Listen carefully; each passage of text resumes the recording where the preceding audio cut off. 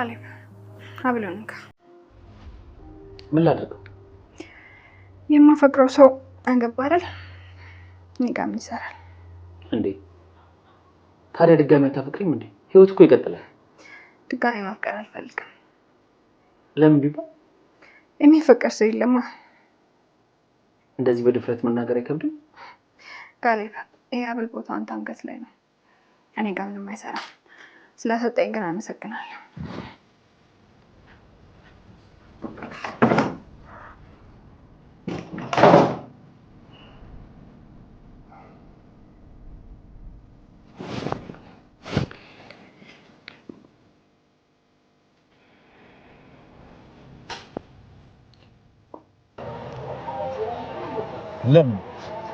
ለምን እኔልሽ ለምን ጠፋሽ?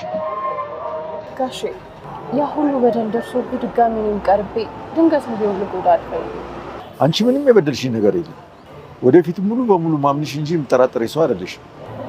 ሰው ሆኖ ተፈጥሮ አንድ አባት ላይ ይህን ሁሉ ግፍ እንዴት ሊፈጸም ይችላል? በሰዓቱ እሷ አናዳኝ ሚስጥሩን ሁሉ አወጣሁ። ልክ አልነበርኩም። ቢያንስ አንቺም ማሰብ ነበረብኝ። እኔ ልጅ አንተ ልክ ነው ያደረግከው ጋሼ። ልጄ ዳኒ ጥሩ ሰው ነው። ለአንድ ነፍሱ ሳይሰስት እኔ እንዲያድነኝ ከኔ ጋር አደጋ ላይ ወድቋል። ተው እንጂ ጋሼ፣ የሰራውን መቶ ስህተት አጥፍተህ አንዷን መልካም ነገር ብቻ ነቅሰህ አታውጣለት።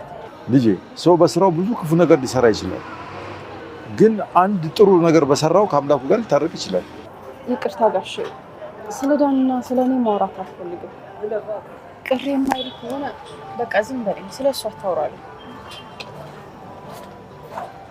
ማንም ሰው ይቅርታ ሊቀበል አልቻለም። ከዚህም በኋላ ደግሞ ይቅርታ እንዲቀበሉ አልፈልግም። እኔ ቲና አይደለሁም። ቤተሰቡን ምንቅርቅር አድርጌ ከዚህም በኋላ ጥላቻ ነው የማስበው።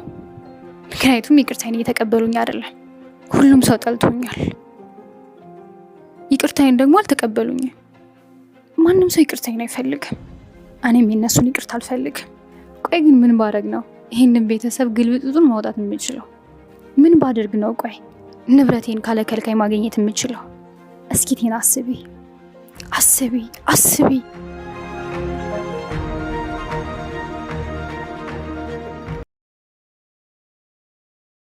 ይላቀሽ እንድትወጪልኝ ብቻ ነው ይላታል። እሺ አባባ ይቅር በለኝ፣ ከልቤ ተጸጽቻለሁ፣ ማረኝ እባክህ እያለ ትማጸነዋለች።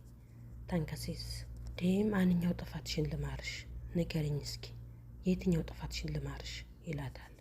ክፋት እንጂ ምንም ጥሩ ነገር አላየሁብሽም ብሎ ጥሏት ይወጣል አባባ። እና በድጋሚ ዳኒና ቲና ይገናኛሉ። ውጭ ላይ ካፌ ቤት ቁጭ ብለው ሲያወሩ አየህ አይደል እኔ እናንተ አብረን ስንሆን ነው የሚያምርብን ትለዋለች። እባክሽ በለኝ ስትለው ዛሬ ላይ በጸጸት አለንጋ እየተገረፍኩ አንቺ ያሰመርሽኝ መስመር ተከትዬ ነው ይላታል። ድጋሚ በሰይጣን ስራ ላልገባ ራሴን ጸጽቻለሁ፣ ገዳም ልገባ ነው ይላታል።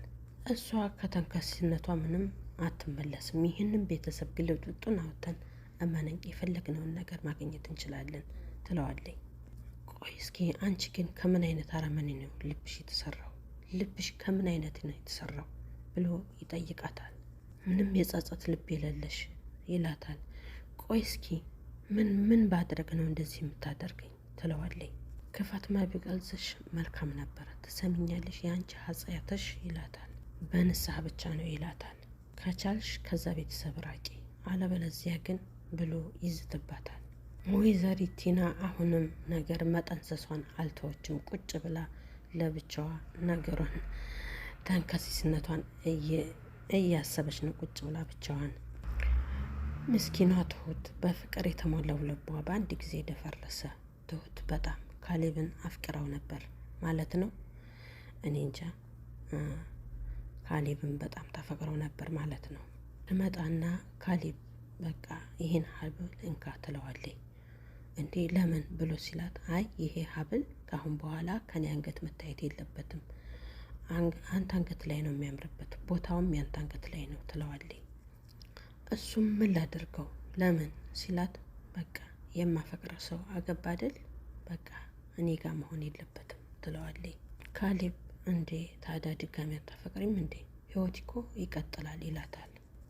ትሁት ድጋሚ ማፍቀር አልፈልግም ትለዋለች። ለምን ሲባል ሲላት አይ የሚፈቀር ሰው የለማ እውነተኛ ፍቅር የለማ ብላ ትለዋለች። በእውነት ልቧ በጣም ነው የተሰበረው። ግን ትሁት እንደዚህ በድፍረት መናገር አይከብድም ይላታል ካሌብ። ሆነም ቀረም የሀብል ቦታው አንተ አንገት ላይ ነው፣ እኔ ጋር ምንም አይሰራም ትለዋለች። ስለሰጠኝ ግን አመሰግናለሁ ብላ ጥላው ትወጣለች ትሁት ምስኪኗ። እሱም ብቻውን ቁጭ ብሎ ማሰብ ጀመረ። አባባና ኤዶ ውጭ ላይ ይገናኛሉ። ካፌ ቤት ቁጭ ብለው እያወሩ እንዳለ ለምን የኔ ልጅ ለምን ጠፋሽብኝ ብሎ ይጠይቃታል ኤዶን። ጋሼ ያ ሁሉ በደል አልፎብህ ድጋሚ እኔ ቀርቤ ልብህ እንዳልሰብረው ብዬ ነው ትለዋለች። ልጄ አንቺ ምንም የበደልሽ ነገር የለም፣ ምንም ነገር፣ ወደፊት ሙሉ በሙሉ የምተማመንብሽ ሴት ነሽ ብሎ ይላታል። አባባ ሰው ሆኖ ተፈጥሮ አንድ አባት ላይ ይህ ሁሉ ግፍ ማድረግ አይከብድም ትለዋለች። አዎ ልጄ በሰዓቱ እሷ እናደኝ ሁሉን ነገር ዘረገፍኩት፣ ልክ አይደለሁም ነበር ከአንቺ ፊት ይህን ማድረጌ ብሎ ይላታል። ቢያንስ አንቺን ማሰብ ነበረብኝ እኔ ልጅ ይላታል። አንተ ልክ ነህ ትለዋለች። አንተ ልክ ነህ ያረከው ትለዋለች። ልጄ ዳኒ ጥሩ ልጅ ነው ብሎ ይላታል። ለአንድ ነፍሱ ሳይሰስት እኔን ሊያድነኝ ከኔ ጋር አደጋ ወድቋል ይላታል። ተው እንጂ ጋሼ ያ ሁሉ የሰራው ስተት አልፎ አንድ መልካም ነገር ቢሰራ ምን እንትን ይለዋል ትለዋለች። ልጄ ሰው በስራው ክፉ ነገር ሊሰራ ይችላል ይላታል። ግን አንድ ጥሩ ነገር በሰራው ከአምላኩ ጋር ሊታረቅ ይችላል ይላታል። ሊዱ ይቅርታ ጋሼ ስለ ዳኒና ስለ እኔ አሁን ማውራት አልችልም፣ እንድናወራም አልፈቅድልህም፣ አልፈልግም ትለዋለች። አባባ ቅር የማያህል ከሆነ ስለ እሷ አታውራ፣ ዝም በል ትለዋለች። ተንከሲሷ ቴና እንደገና እየጠነሰሰች ነው። ማንም ሰው ይቅርታዬን ሊቀበለኝ አልቻለም፣ ከአሁን በኋላ እንዲቀበሉኝም አልፈቅድላቸውም ትላለች። እኔ ቲና አይደለሁም ቤተሰቡን ከአሁን በኋላ ምቅርቅሩን ባላወጣው እያለ ትዝታለች። ሙሉ ቤተሰቡን ጥላቻ ነው የሚያድርብኝ፣ ምክንያቱም ይቅርታዬን ሊቀበሉኝ አልቻሉም ብላ ነገሯን እየጠነሰሰች ነው። ሁሉም ሰው ጠልቶኛል፣ ይቅርታዬን ደግሞ አልተቀበሉኝም ትላለች። ማንም ሰው ይቅርታዬን አይፈልግም፣ እኔም ደግሞ ካሁን በኋላ የእነሱን ይቅርታ አልፈልግም ትላለች። ቆይ ግን ምን ባረግ ነው ይህንን ቤተሰብ ግልብጥብጡን ማውጣት የምችለው እያለች ተንከሲሷ ቲና እንደገና እየጠነሰሰች ነው። ምን ባደርግ ነው ቆይ ንብረቴን ካለከልካይ የኔ ማድረግ የምችለው ትላለች። እስኪ ቲና አስቢ እያለ ለራሷ ታምታታለች። ትሁት ምስኪኗ አባዬ ምናልባት ትፈቅድልኛለህ? ወግ ማድረግ ፈልጌ ነበር ትለዋለች። እንዴ ትሁቴ ብቻሽን ሲላት አዎ ስራዬን ነው ጨርሻለሁ ትለዋለች። አባባ አረ ለስራው አይደለም እንደው ብቻሽን ሆንሽ ብዬ ነው እንጂ ይላታል። ትሁት አዎ አባባ ብቻዬን መሆን ስለፈለግኩ ነው ትለዋለች። እሺ ልጄ ትሁት ሂጂ ፈታ ብለሽ ነይ ይላታል። ከእንደገና ካሌብ ትሁት ወደ ቤት ስትመለስ ትሁት ብሎ ይጠራና ነይ የት አምሽተሽ ነው ሲላት ንፋስ ልቀበል ወጥቼ ነው ትለዋለች። ለአባዬ እኮ ነግሬዋለሁ ትለዋለች። ምን ማለትሽ ነው? በስራ ሰዓት የትም መዝለል አትችይም ብሎ ይላታል። እንዴ ምንድን ነው ካሌብ ምን የተካሄደ ነው ስትለው አይ ከፈልግሽ እኮ እቃሽን ሁልቅ አድርገሽ መውጣት ትችያለሽ ይላታል። አንቺ ወጥሽ በህርሽ ቁጥር ኃላፊነት የተቀበልነው እኛ ነን ብሎ ይላታል። እሺ ካሌብ ይቅርታ ትጠይቀዋለች። ምን ይቅርታ ትጠይቀኛለሽ አንዴ ካጠፋሽ በኋላ ይላታል።